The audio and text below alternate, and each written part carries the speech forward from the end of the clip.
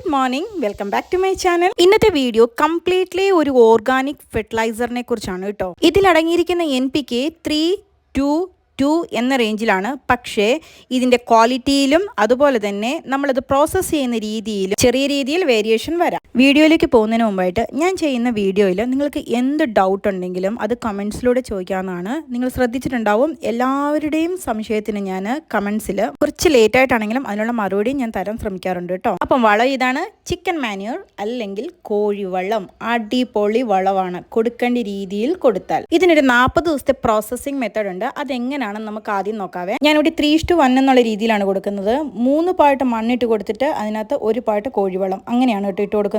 നമുക്കിത് ലെയർ ആയിട്ട് ഇട്ട് കൊടുക്കാം. എന്ന് പറഞ്ഞാൽ മണ്ണ് കോഴിവളം, മണ്ണ് കോഴിവളം, മുകളിൽ മണ്ണ് നിൽക്കുന്ന പോലെ കേട്ടോ. കോഴിവളത്തിന് ഒരു 40 ദിവസത്തെ പ്രോസസ്സിംഗ് അത്യാവശ്യമാണ്. കാരണം കോഴിവളം ഡയറക്റ്റ് ആയിട്ട് ഇട്ട് കൊടുത്താൽ ഉയർന്ന അമോണിയയും ചൂടും കാരണം ചെടിയുടെ വേരുകൾ കരിഞ്ഞു പോകും, ചെടി വാടിപ്പോവുകയും ചെയ്യും. അപ്പോൾ ഇതിന്റെ പ്രോസസ്സിങ്ങിന് മോയ്സ്ചർ അത്യാവശ്യമായതുകൊണ്ട് ചെറിയ രീതിയിൽ നമുക്കൊന്ന് നനച്ചു കൊടുക്കാം. താഴേക്ക് വെള്ളം ഡ്രെയിനായി വരണമെന്നില്ല, ചെറിയ നനവ് നിന്നാൽ മതിയാകും. ഇതിന്റെ കൂടെ വേണമെങ്കിൽ കുറച്ച് കരികിലയും അതുപോലെ തന്നെ കോക്കോപീറ്റും ചേർത്ത് കൊടുക്കാം. എൻ്റെ അടുത്ത് ഇപ്പോൾ കോക്കോപീറ്റും കരികിലയും സ്റ്റോക്ക് ഇല്ലാത്തതുകൊണ്ടാണ്. ഇനി ഇതിപ്പോൾ ഇളക്കേണ്ട ആവശ്യമൊന്നുമില്ല.